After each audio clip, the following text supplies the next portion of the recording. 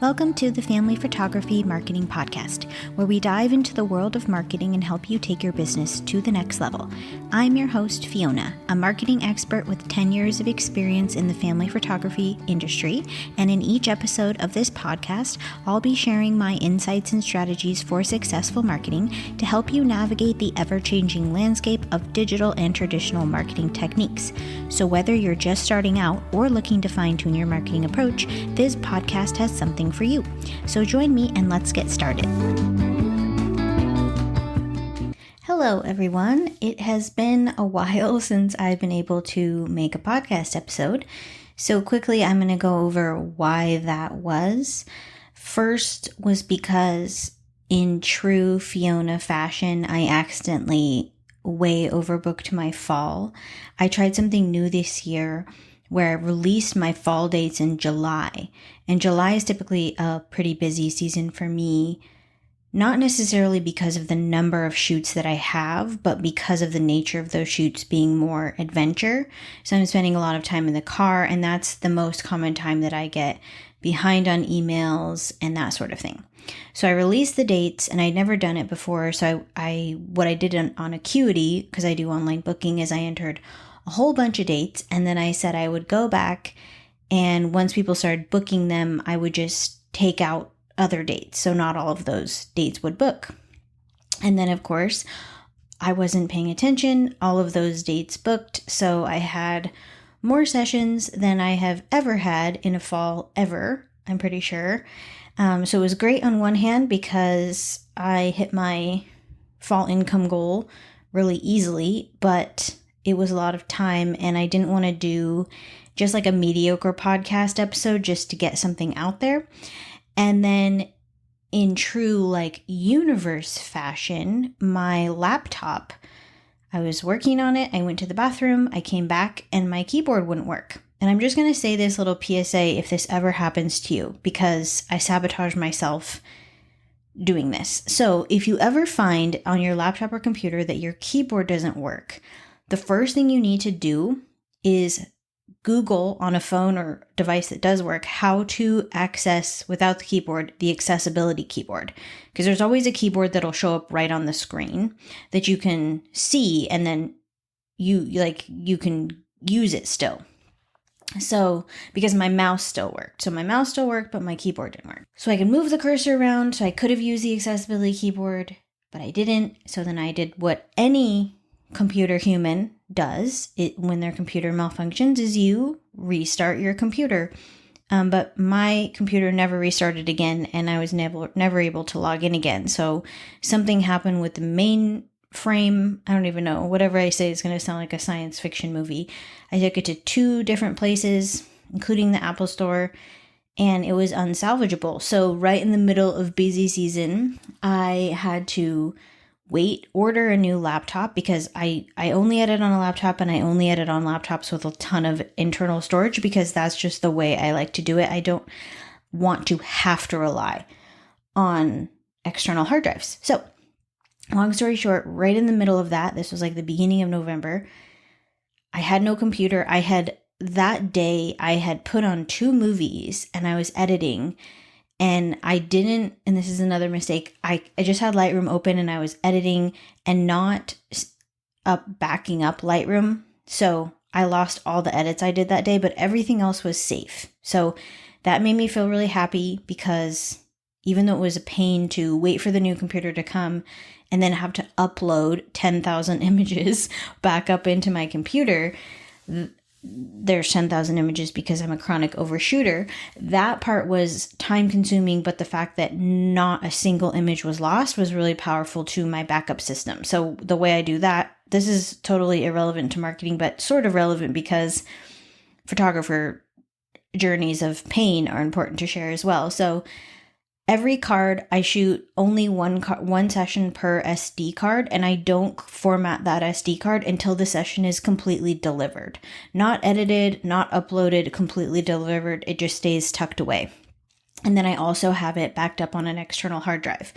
So in order for me to lose every client image, I would have a laptop crash, an external hard drive crash, and a SD crash, which could have happened in something like a house fire, which was really good for me to realize that I've been wanting to get a fireproof lockbox to keep my external hard drive in even when I'm in the house. So that is my fall reasons for not being on here. But today we're going to be talking about, despite all of that going on in the background, I did a little Instagram marketing experiment for the month of November. The reason that I do these experiments is because actual data is so important, because in the past, I've made so many of my decisions emotionally, or I've made those decisions with past data that is no longer relevant. So for example, I've built out my entire 10,000 person following organically on Instagram, mostly via static image posts. Of course, that was because during the bulk of the time I was building the account, none of the other features really existed. It was just a static image service. That's the only way to use the account.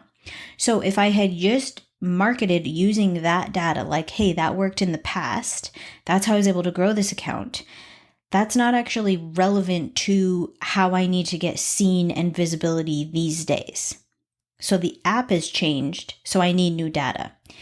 The founder himself, whatever, Adam M, is what I'll call him, I can't remember his last name, has said that I follow him on Instagram, and he's a good follow because even though he annoys me a lot because he never answers the actual questions that people want to know, he does give relevant updates to the app. So if you are an active user of Instagram, I do think he's a worthwhile person to follow on there. But he has stated that over the course of the year, consumer behavior has changed so that the majority of the interaction is happening in stories or DMs. And if the interaction isn't happening there, people are kind of mindlessly scrolling. And so you better have an eye-catching short form video or a carousel to actually make them stop and look at what you're doing. So the issue with that is that both carousels and reels take time. And I remember last year I did a lot more reels than I have this year. And I mean, it was hours of my time, and I feel like I was pretty efficient. So if you have that amount of time in your hand, finally, to market, is it worthwhile to make a reel or a carousel? In the time that you create that reel, you could, for example, write a simple seasonal update email for past clients. So if you look at like the time you have in your hand and how you're going to spend it marketing, what is the best use of your time? Well, the only way that you're going to know that is going to be totally specific to you, and you need data. So you need data about how your audience reacts to your account. So for my account, what the data is saying is that static Instagram posts, meaning just one image, like the OG way to post, are hardly worth it for me. And the data is so clear that I need to just follow it, right? Because I can't keep saying, even though that is, and I think this is true for the majority of family photographers out there, that when you have an image that you love and you post it on Instagram, it's just that one reel and that one image and maybe a cute caption. In your mind, you can kind of do this thing where you check off the marketing box.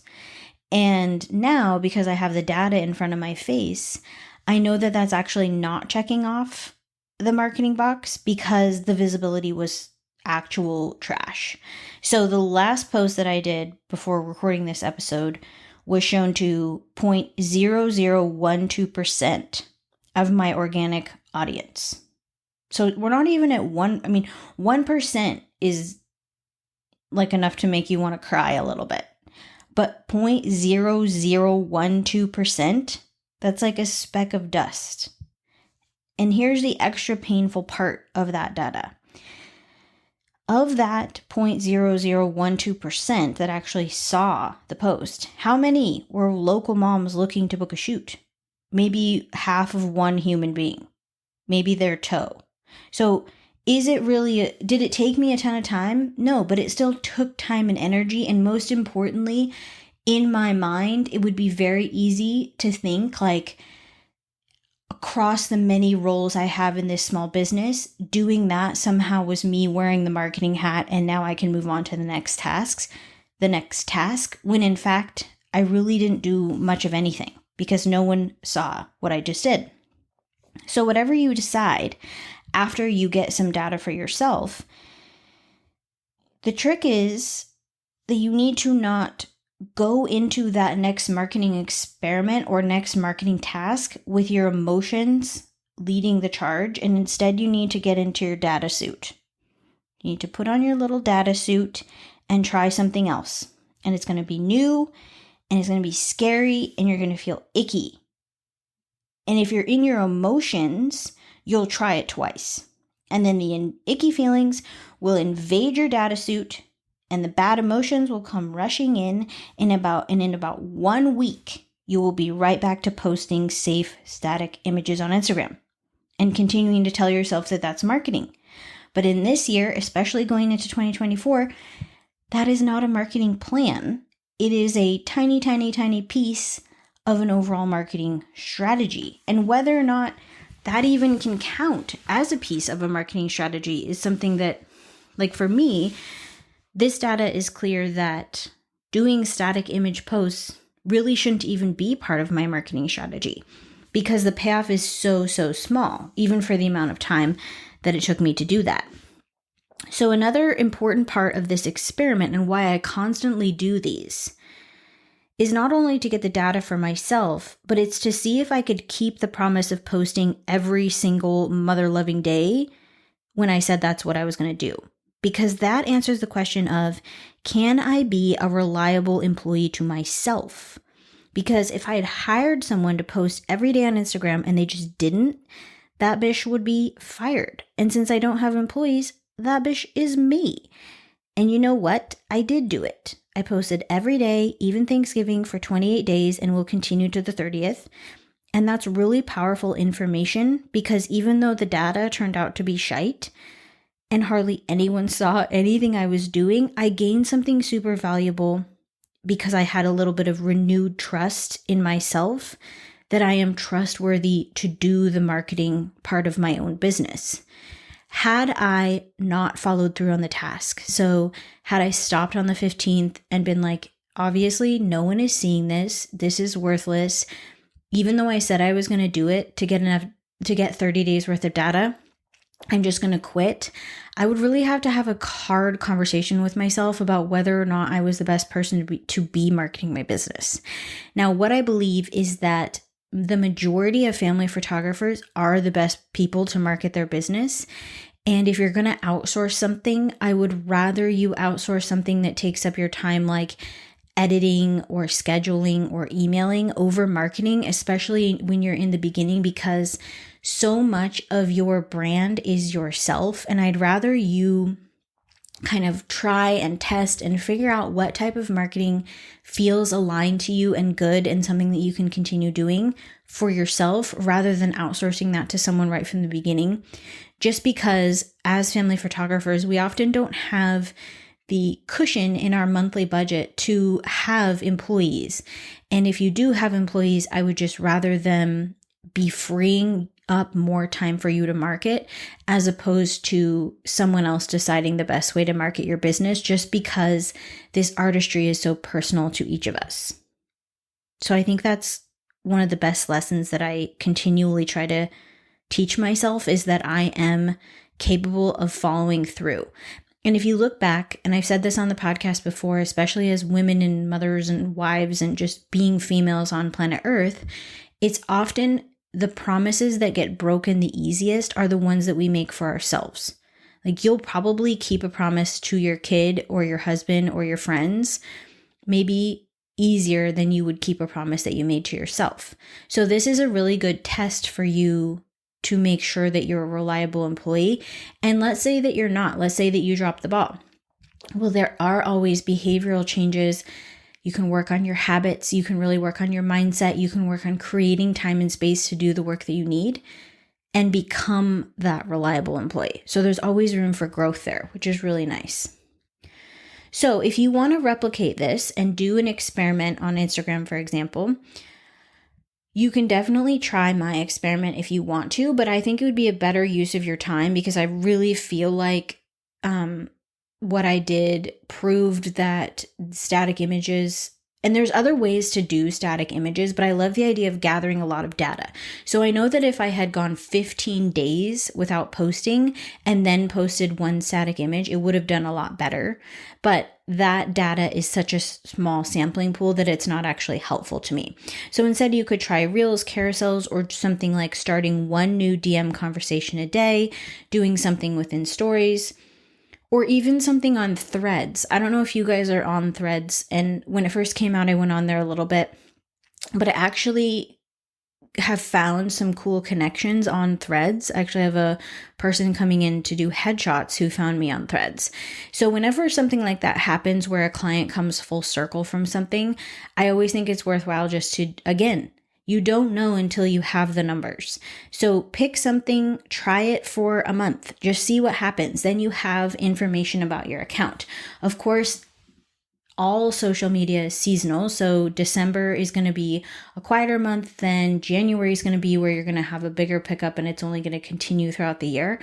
But if nothing else, if for no other reason than just to get a little bit of data, try it out to see if you can assign, if CEO can assign worker BU a task that you'll actually complete, because it'll give you a lot of insight into how the business is actually run. Okay, so I wanted to give also a few updates on working directly with me. Instagram was a complete silly goose with the subscription that I started because it was showing everything that I made to everyone who is not in the subscription and then hiding the subscription stories from the subscribers. So I had to close it down because it was just a complete crazy situation to try to track who is actually seeing things and who wasn't. So I put together something I'm really excited about starting in January 22nd,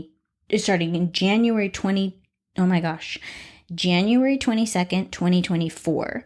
And it's a small group marketing mastermind that will include the creation of a personalized marketing plan.